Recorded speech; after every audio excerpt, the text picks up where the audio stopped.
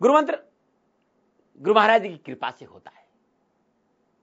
और ऐसी मैंने नहीं कहा कि बंदो गुरुपद कंज कृपा सिंधु नर रूप हरि महामोहतम वचन जासु वचन रविकर। बंदो गुरुपद कंज कृपा सिंधु नर रूप हरि महामोहतम पुंज जासु वचन रविकर नहीं करा।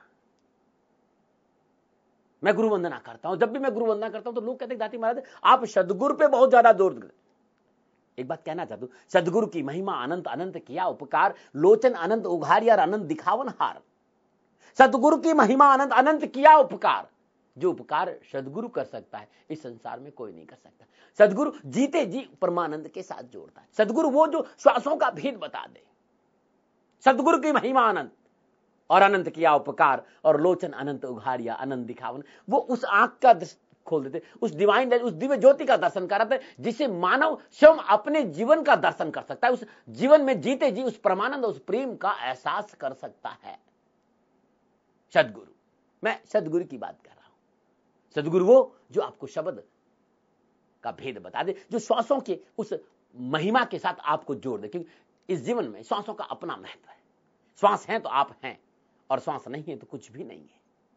ये श्वास के भीतर में साईं विराजमान है और जो आपको श्वासों में डुबो दे इसी का नाम सदगुरु है। मैं उस गुरु की बात नहीं करूं कान्य माने कुर सवारी पे धर तर चाहे मर, ये बार बार कहता हूं, इसलिए कहता हूं आपको समझ में आए। गुनाम अधिकार रुनाम प्रकार, जो आपके हृदय में प्रेम की ज्योत जला दे, जो आपको अपने साथ जोड़ दे, जो आपको प्रेम की गति के साथ जोड़ दे, वो है सदगुरु।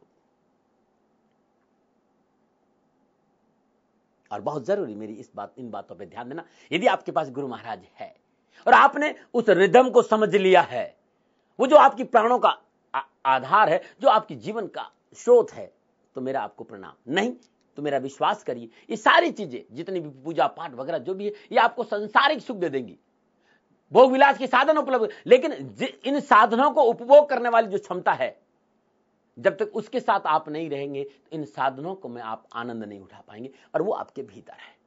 सदगुरु आपको भीतर ले जाएंगे, भीतर का रास्ता समझाएंगे, भीतर की उस धारा, उस भीतर की पगडंडियों के साथ आपको जोड़ देंगे। और यदि वहां आप जुड़ जाएंगे तो आपका जीवन सुकून और शांति से भर जाएगा।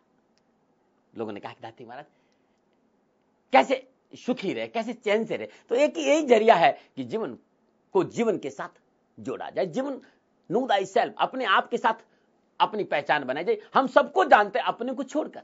ये कैसा दुर्भाग्य कि सारी दुनिया के रिश्ते हमें पता है, लेकिन हम क्या है हमें मालूम नहीं। और गुरु महाराज जी हमको हमारे साथ जोड़ देते हैं। कुछ लोगों ने मेरे से कहा दाती महाराज बहुत गुस्सा आता है, क्रोध बहुत आता है। मेरा एक सुझाव है, जिन्हें क्रोध आता है मैं सरल उपाय बता रहा हूं। हो सकता है मैं गलत हूं, लेकिन यदि इस उपाय को 15 दिन करने के बाद आप मेरे ईमेल भेजना है कि आपको कैसा लगा, कुछ नहीं करें, आपके सामने एक रोटी है या आप जो भोजन करते हैं, हमेशा आप भोजन 5 या 7 मिनट करके उठ जाते हैं।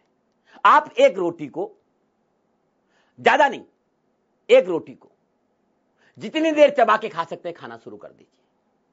क्रोध तिराही। भोजन जितनी देर धीरे किया जाए उतना अधिक लाभ, क्रोध तिरोहित हो जाएगा। जितना चबा के भोजन करेंगे इतना आप अधिक शांत रहेंगे, क्योंकि क्रोध का संबंध भीतर से है। और जितना आप चबा के धीरे धीरे धीरे धीरे धीरे धीरे चबा के भोजन करेंगे तो आपको क्रोध नहीं आएगा, शांति की धारा बहने लगी। छोटा सा नुस्खा करके देगी आपको। और एक बात और ध्यान रखना है आपको, भोजन के उपरांत आधा से पौन घंटा तक पानी नहीं पिए तो बहुत अच्छा रहेगा। और एक बात और कहना चाहता हूं, भोजन आप करें, मैं मना नहीं कर रहा हूं।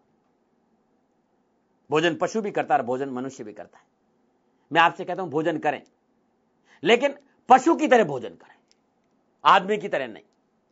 आपको बहुत बुरा लगेगा, आप कहेंगे क्या दिमाग खराब है राजस्थान जी का, हमें पशु की तरह भोजन करने। मैं सच कह रहा हूं, भोजन मनुष्य भी करता है और भोजन पशु भी करता है, किंतु पशु जितनी भूख होती उतना ही खाता है। लेकिन आदमी भोजन करने के बाद भी यदि मनपसंद चीज सामने आ जाए तो और गटक लेता है। और जो लाली बाई है ना, ये स्वाद के चक्कर में कुछ भी नुकसान कर देती। पेट भरा है और गर्म गर्म पकौड़े आ गए तो फिर खा बैठे, क्योंकि इसके पास विवेक नहीं है। और मैं कहना चाहूंगा कि उटपटांग चीजें खा के अपने पेट को कब्रिस्तान मत बनाइए, शमशान मत बनाइए। यदि खान पान की शुद्धि नहीं है तो मेरा विचार के विचारों में शुद्धि नहीं आएगी, क्योंकि जैसा खाएंगे अन्न वैसा होएगा मन। मैं नहीं कहना चाहूंगा आप मांस मत खाइए, मछली मत खाइए, आप खुद सोच लीजिए आपको क्या खाना चाहिए, लेकिन उस खाने का बहुत ही अधिक मजा जो सात्विक हो, जो परमात्मा ने हमारे लिए दिया। जो चीजें परमात्मा ने हमारे लिए बनाई हैं वही हमें सेवन करनी चाहिए। बाकी तो हमने अपनी सुविधा अनुसार बना दिए कि हमको ये खाना जरूरी है, हमको ये खाना जरूरी। परमात्मा ने हमें नहीं कहा। परमात्मा ने हमारे लिए खाने के लिए, मनुष्य के खाने के लिए जो वस्तुएं उपलब्ध कराई, उन्हें हमें सेवन करना चाहिए। बहुत अच्छा रहेगा, बहुत ही सुंदर रहेगा। बहुत से लोग कहते हैं जी मैं कई बार लोग मेरे पास बोले क्यों पीता है, बोला जी नींद नहीं आती। मैं कहता हूं पीने से कहां से नींद आ जाएगी। और मैं ये नहीं कहता आपको नहीं पीना चाहिए। नींद आने के लिए बहुत जरूरी है मन में, भीतर में सुकून और शांति, और वो तब होगा जब हम मनुष्य जीवन के नियमों का पालन करें। और सबसे बड़ा सुंदर नियम है कि जीवन की कदर करें, इस जीवन के एहसास को समझे, इस श्वास को समझे, इस आनंद को समझे, इस परमानंद को समझे, और तब हमारा जीवन सुकून और शांति से भर जाएगा। नमो नारायण।